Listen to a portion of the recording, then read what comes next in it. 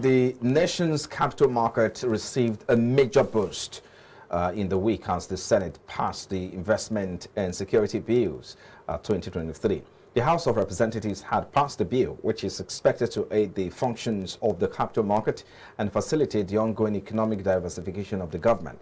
Now, Senate President Ahmad Lawan, while announcing the passage of the bill, stated that it is expected to protect investors, adequately regulate the market to reduce systemic risk, as well as provide for more stringent punishment for operators of Ponzi schemes.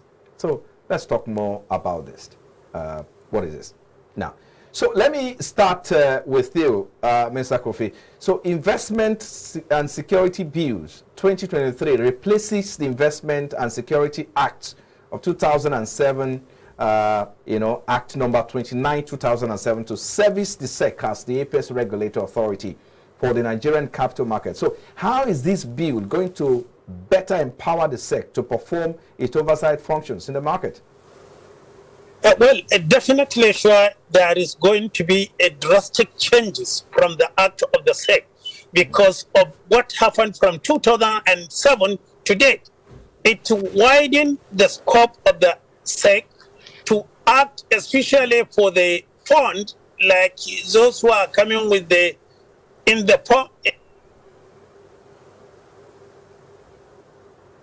Oh dear, I think we're having the same issues here.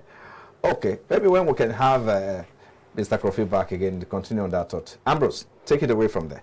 Yeah, actually, like Elijah just said, if you look at the new expansion of funds coming to the market, they need a well-regulated oversee to see what is happening. Especially, we're talking about tech startup. We're talking of bringing a non-interest product to the market, and also SEC has continued to introduce new products, and for this product to be effective and also to drive the goal of capital market driving economic development, and you need to coordinate so that there will be confidence in the system. With this act now, more power is given to SEC to as an apex regulator. For me, it's a good one. It's a welcome development in the market. But what more we need, I expect that SEC will do now, as we are giving more power to regulate, you need to also make impact that the product you're introducing or the market you want to regulate is deepened by what? By knowledge. Because anything people are doing without knowledge, they are about to guess, and that's why they become a lot of fractures here and there because they don't understand it. That means you need to make people understand the market, the games and the rules, so that they won't be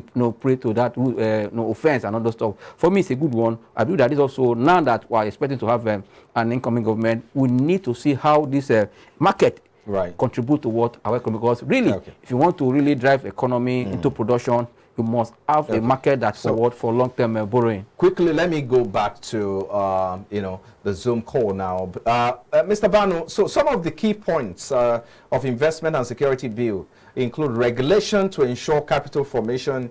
So I would like to ask you, how would this encourage investment and benefit investors? Specifically, I mean, before now, we just talked about buying out minority shareholders. So how is this applicable to that, protecting investment that belongs to the minority shareholders in a company like Kowando that we just talked about? Speak to us, Bano.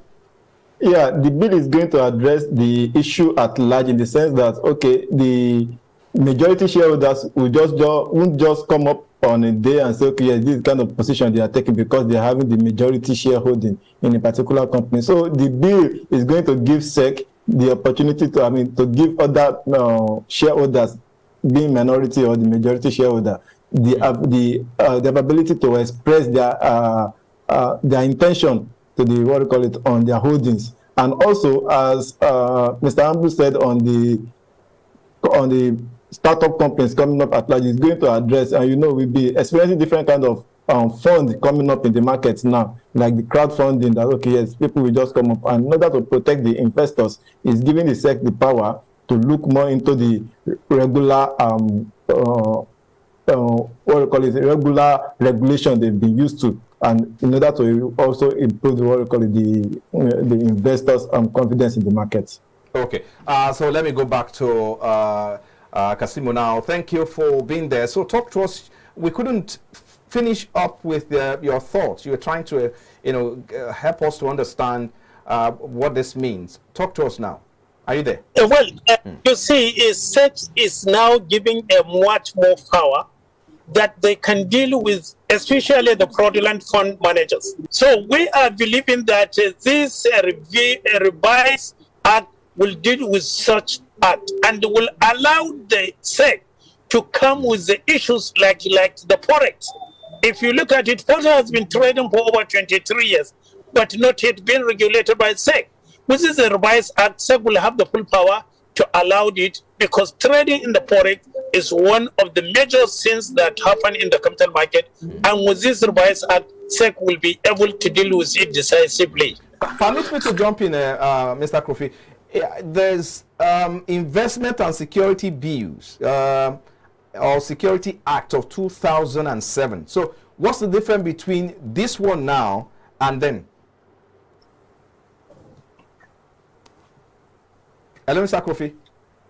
Yes, I'm listening. Yeah. So there is an Investment and Security Act of 2007, and now we have 2023. So what's the difference? It's going to make a major difference, because if you look at it from 2007 to date, so many things happen in the capital market. And those happening could be decisively dealt by the new act.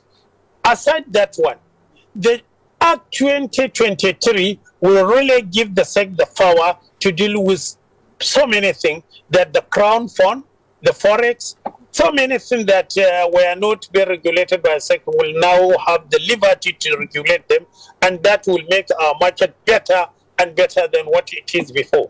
Okay. Ambrose, let me come back to you in the studio here. So give us your final take on this. We do know there's Ponzi scheme.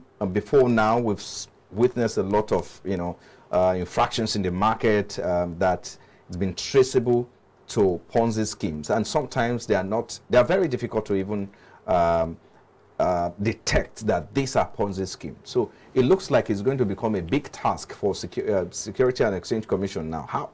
So that's where the issue. How do they even, because it's there, you can get up to 10-year jail term according to this new act.